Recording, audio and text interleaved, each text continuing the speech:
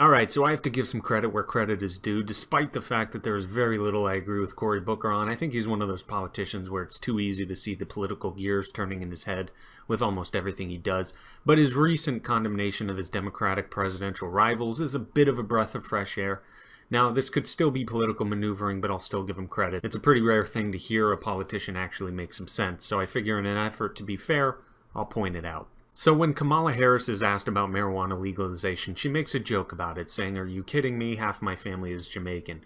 And when she's asked about marijuana use, she admits to using it and says that yes, she inhaled, as if that joke isn't old.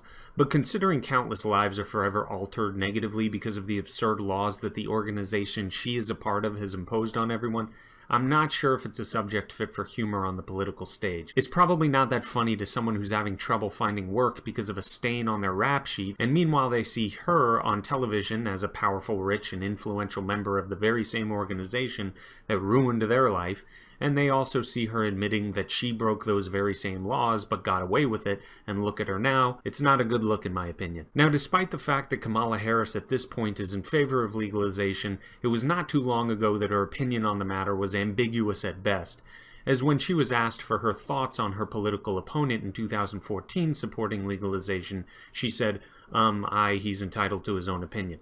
Now that is a non-answer if I've ever heard one, but it certainly doesn't seem like she was very willing to support it.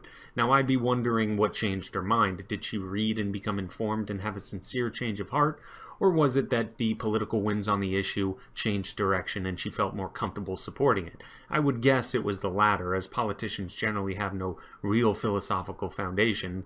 It's all about what team am I on and what opinion will poll best with my constituents, but I digress. I don't really think the legality of marijuana is a subject fit for humor on the political stage, because after all, as I said, too many lives are thrown into chaos once they're convicted of these absurd violations. If you remember, something kind of similar to this happened when Obama wrote in his book about his marijuana use and how he used a little blow, referring to cocaine use. And he would kind of giggle about it whenever asked, and it's not too funny because if he had been arrested, tried, and convicted on his drug use, the probability would have plummeted that he would have made it as far as he did in his life.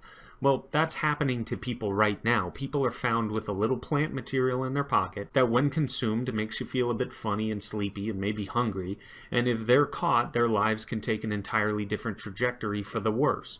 It's not a joke to those people. It's not a joke to the people who suffer because of the terrible laws that at the very least Kamala Harris and Obama used to support and the laws they used to break. And if they had been caught, their life would have taken on an entirely different direction.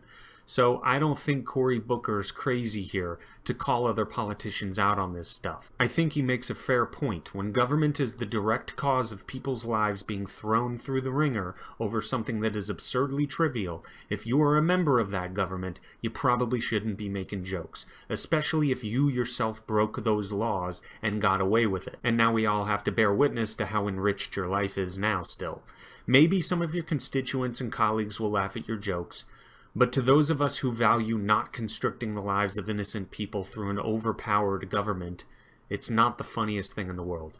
But that's all for now. Subscribe if you want, and I will see you later.